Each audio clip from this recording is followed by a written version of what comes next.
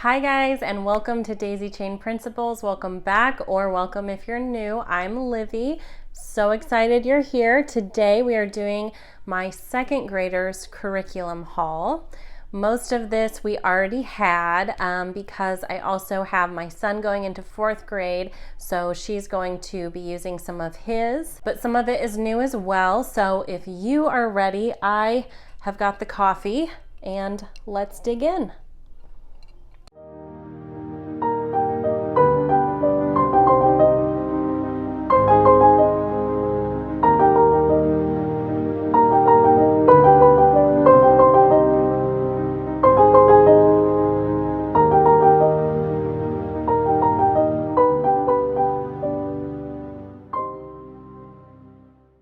Where to start? I want to start with her art curriculum, which is not truly a curriculum. It's just something I pieced together because this is something that I'm doing just for her for now because my son's not really into art. So this is something tailored to her because she's passionate about art.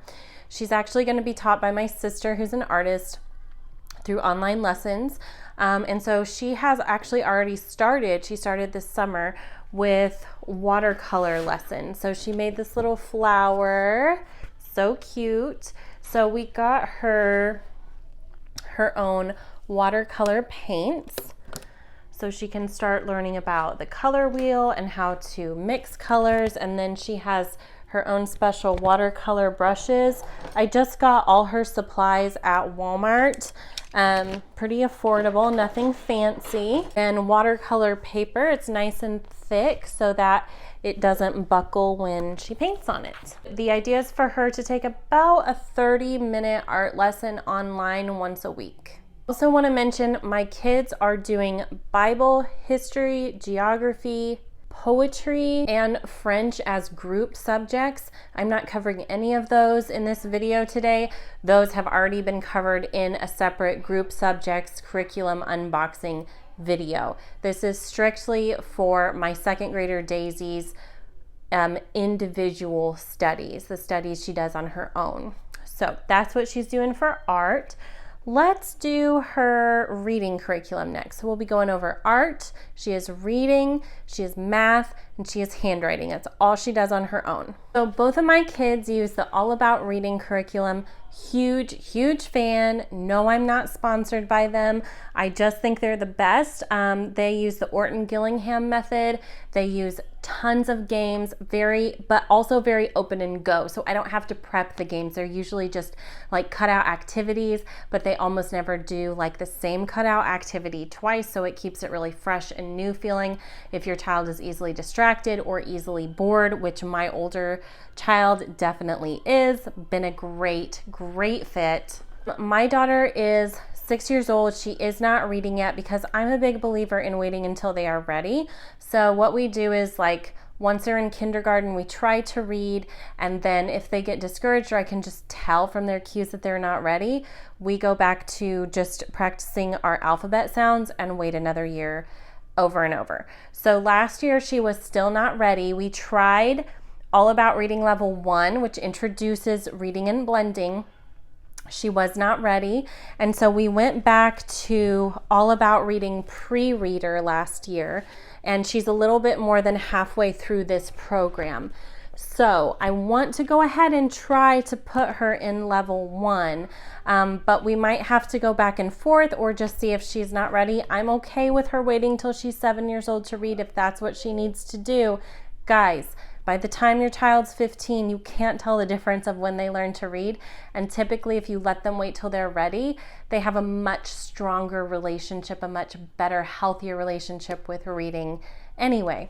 So that being said, the pre-reader just focuses on phonics, alphabet sounds, rhyming, things to prep them for blending. It's game-based, and she really enjoyed it. So I do have that prepped and ready to go in case we decide to do it. So here's everything that is in that kit. So we have the teacher's manual, the book of letters. So every lesson there's a letter with an activity sheet for her to color, do the activity. Sometimes it will have special instructions on how to color it, like something underwater might say to glue blue glitter to it, for example. And then I do have alphabet charts still hanging in the living room to refer to. And then these are flashcards for like rhyming games and stuff like that. I'll give you an example of a game with flashcards. So for lesson 1, this is a rhyming game, so she would find 2 pictures that rhyme, like bat and hat. Or for another example, that's actually from lesson 3. For another example, sometimes she'll have to match up 2 pictures that start with the same sound. Also another one like this that has a zebra on it that we finished, but these are just poems that you read out loud to your child each lesson to go with the corresponding letter. My son never went through the pre-reader. I actually didn't do a ton of phonics with him outside of just playing because I didn't have the resources, I didn't have the help. We did How to Read in 100 Easy Lessons with him. It was not a good fit. I wish we had done something different. I feel like he actually did worse because we did that program. But if I could go back, he would have done the pre-reader as well. So he started in level 1 and completed level 1 and is on the tail end of level 2 now. Moving on. So she'll definitely at some point, whether immediately or a few weeks in, be doing level 1 of All About Reading. So this is used, well loved by my older one, my son Silas. These are the flashcards and the flashcard box it comes with. The yellow cards are letter sounds and the green cards are words, practice words. And they usually practice those once a lesson. And then there are 3 readers for them to go through in level 1. They have the most gorgeous illustrations, glossy paper, some of the highest quality curriculum I've ever bought. It comes with a learning activity book. Now, I had to buy another learning activity book because I didn't save the cutout games with my son. So I learned my lesson, and with all the levels after this one, I have saved all the cutout activities for every level in sheet protectors in a binder. This is the teacher's manual. So I marked my place with her. We left off on lesson 7 last year when we decided that she needed to go back to that pre-reader. So, and then this is another learning activity, a brand new one, since I didn't save the cutouts from this first one I did with my son. I need some coffee. Oh yeah. Handwriting. We do handwriting without tears. I want to say for about 3 years now. I want my kids to go through all the levels. It actually goes up to 5th grade with cursive, which I will have my kids take. My handwriting, literally, my handwriting is better for teaching with this program. Handwriting Without Tears uses these little chalkboards, and it teaches kids to write symmetrical. So by running into the corners and the sides, and then when they use their practice sheet, it has these shadows so the child can imagine as if they are still writing on the chalkboard. See that shadowed square? That's as if they're writing on the chalkboard, imagining they're still running into the sides and corners of that chalkboard.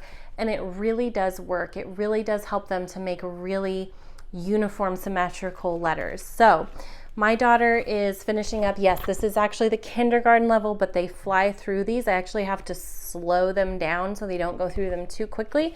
Typically, we just do 1 or 2 pages at the same time, within the same time block as our reading lesson.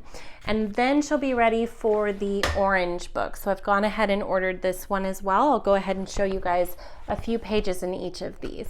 When I forgot to mention with the pre-reader, you also play games with Ziggy the zebra. And I don't know what it is about puppets, but she loves it, and I've heard nothing but positive reviews for Ziggy the zebra. Very, very popular with the program, so we use him too. All right, and moving on to math. We use math lessons for a living education with both of the kiddos.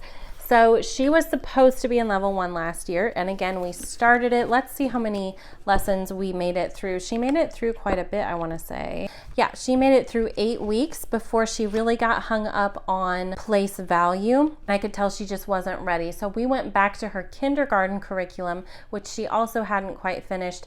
And we finished her Math Lessons for a Living Education level K last year and spent time on that instead. So we're going to resume Math Lessons for a Living Education level 1. I love this curriculum. It is loosely based in Charlotte Mason with emphasis on nature and living stories. It follows the life of the twins Charlie and Charlotte. In this particular level, they are staying at their grandma and grandpa's house and find out that their parents are expecting another baby, and it's all about all the lessons they learn on the farm about life and how math is all around us.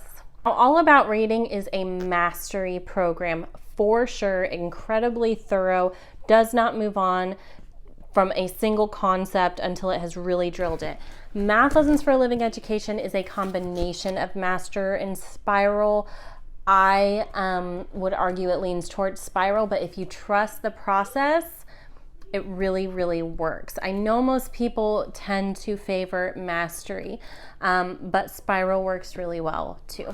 And that is it for my second graders. No, all her curriculum is not truly second grade level, and we are okay with that. I believe in teaching kids where they are truly ready for and educating for the benefit of the child and not in order to impress peers, so that they have a healthy relationship with learning. That is my approach. If you enjoyed this video, be sure to like, subscribe, and I will see you in future videos, guys. Thank you. I'll see you next time. Bye.